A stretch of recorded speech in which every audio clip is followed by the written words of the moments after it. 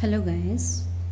आज का हमारा टॉपिक है नर्स और पेशेंट रिलेशनशिप। ये आपको देखने में ऐसा लगेगा कि ये बहुत ही नॉर्मल सा टॉपिक है या बहुत कम सुना हुआ टॉपिक है, लेकिन नर्स पेशेंट रिलेशनशिप बहुत ही इम्पोर्टेंट टॉपिक है।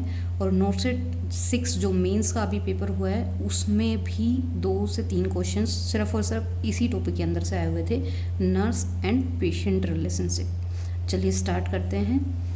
नर्स और पेशेंट रिलेशनशिप क्या होता है? जब कोई भी पेशेंट एडमिशन के लिए आता है और नर्स और पेशेंट के बीच में जो भी इंटरेक्शन किए जाते हैं या जो भी कन्वर्सेशन होते हैं, एडमिशन से लेके और डिस्चार्ज तक जो भी प्रोसेसेस होते हैं, वो जो मेंटेन किए जाते हैं एक नर्स के द्वारा, उसको हम नर्स पेशेंट रिलेशनशिप में देखते हैं। इसकी फेजेस होती हैं जो कि बहुत ही इंपॉर्टेंट हैं। फेज फर्स्ट होती है प्री इंटरेक्शन फेज, सेकंड होती है ओरिएंटेशन फेज, थर्ड होती है working phase and fourth is the termination phase.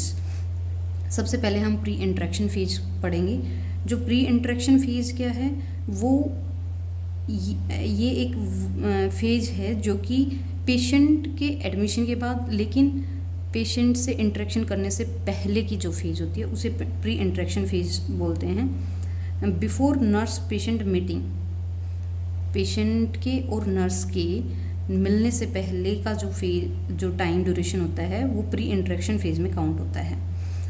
इस दौरान हमें जो नर्स होती है उसको पेशेंट असाइन किया जाता है। A patient assign to nurse, uncertainty regarding patient. जो नर्स होती है उसको पेशेंट के रिगार्डिंग बहुत सारी अनसर्टेनिटीज़ रहती हैं। थोड़ा ये रहता है कि कैसा पेशेंट है, क्या प्रॉब्लम रहेगी उसको, कैसा बिहेवियर रहेगा, ये सब प्री इंटरेक्शन फेज में देखने को मिलता है। Regarding first meeting with the patient, इस फेज़ में जो नर्स होती है वो एंजियस होती है regarding first meeting with the patient, कि पेशेंट क्या होगा, कैसा बिहेवियर होगा, क्या डायग्नोस रहेगा, कितना सीवियर कंडीशन रहेगा, ये सब। अब हर एक फेज़ की एक प्रॉब्लम होती है कि जब प्री इंटरेक्शन फेज है तो उसमें क्या प्रॉब्लम हो सकती है, उसमें प्रॉब्लम होती है nurse anxiety. Pre interaction phase में नर्स और पेशेंट के बीच में कोई इंटरेक्शन नहीं हुआ होता है, ना ही पेशेंट ने नर्स को देखा होता है, ना नर्स ने पेशेंट को देखा होता है। तो उस वक्त जो नर्स को जो एंजाइटी फील होती है वो प्री इंटरेक्शन फेज की प्रॉब्लम है। ये था प्री इंटरेक्शन फेज। अब सेकेंड वन हम पढ़ेंगे ओरिएंटेशन फेज। ओरिएंटेशन फेज में क्या होता है, ये स्टार्ट होता है with the first meeting of nurse and patient. जब फर्स्ट टाइम एडमिशन के बाद पेशेंट नर्स से मिलता है तब इस फेज की स्टार्टिंग होती है। Second is plan for termination और वर्क ऑन डिस्चार्ज प्लान। ये क्वेश्चन बहुत ही इम्पोर्टेंट है, इसे नोट कर लीजिएगा। मोस्ट इम्पॉर्टेंट क्वेश्चन है जो कि अभी नॉर्सेट मेंस 6 में भी पूछा गया है और बहुत बार पहले भी पूछा गया है कि जो डिस्चार्ज प्लान होता है कि पेशेंट डिस्चार्ज कब होगा, उसकी जो प्लानिंग करी जाती है वो ओरिएंटेशन फेज में ही की जाती है। इस फेज में और क्या किया जाता है, असेसमेंट, पेशेंट का असेसमेंट किया जाता है। हेड टू टो असेसमेंट होता है, फिजिकल असेसमेंट होता है। देन आता है म्यूचुअल गोल सेट, कि पेशेंट से इंटरेक्शन किया जाता है, पेशेंट से बात करी जाती हैं, उसकी प्रॉब्लम्स सुनी जाती हैं, उसका पूरा इंट्रोडक्शन एक तरह से लिया जाता है कि वो किस प्रॉब्लम के साथ आए हैं, अभी उन्हें करंट में क्या प्रॉब्लम है, और उसके देखते हुए उन कन्वर्सेशन के ऊपर हम एक म्यूचुअल गोल सेट करते हैं कि हमें पेशेंट को अभी किस चीज़ की नीड है, उसे पेन रिलीफ देना है या उसे डिजीज़ के बारे में इनसिक्योरिटी है, लाइक दैट। तो इस ओरिएंटेशन फेज में हम म्यूचुअल गोल सेट कर देते हैं। देन आता है work started in this phase. इस जो फेज होती है, ओरिएंटेशन जो फेज होती है, इसमें जो हमारा मेन वर्क है वो स्टार्ट हो जाता है जो कि पेशेंट से रिलेटेड होता है। तो ओरिएंटेशन फेज में हमने क्या पढ़ा कि वो फर्स्ट मीटिंग से स्टार्ट होता है, नर्स और पेशेंट की जो फर्स्ट मीटिंग होती है उससे स्टार्ट होता है, और टर्मिनेशन और डिस्चार्ज का प्लान भी ओरिएंटेशन फेज में ही बनता है। म्यूचुअल गोल सेट होते हैं और जो भी फ़र्क है मेनली वो स्टार्ट कर दिया जाता है। अब ओरिएंटेशन फेज की भी एक प्रॉब्लम है जो कि होती है म्यूचुअल अंडरस्टैंडिंग। जब फर्स्ट टाइम पेशेंट और नर्स आपस में इंटरेक्ट करते हैं तो बहुत सी प्रॉब्लम आती हैं। कई बार पेशेंट नर्स को नहीं समझ पाता है, कई बार नर्स पेशेंट को नहीं समझ पाती है। तो ये एक मेजर प्रॉब्लम रहती है जो कि म्यूचुअल अंडरस्टैंडिंग की होती है। इसके बाद आता है वर्किंग फेज। वर्किंग फेज क्या है?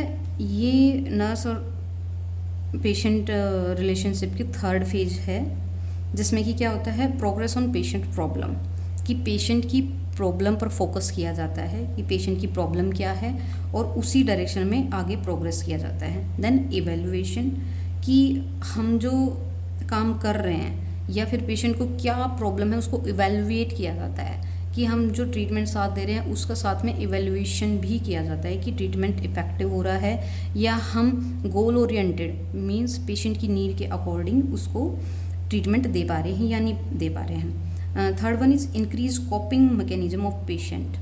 ये ऐसी फेज़ है जिसमें कि पेशेंट नर्स के साथ कंफर्टेबल हो जाता है और उसका जो कॉपिंग मैकेनिज्म है मीन्स एडजस्ट करने का जो बिहेवियर है वो बढ़ जाता है।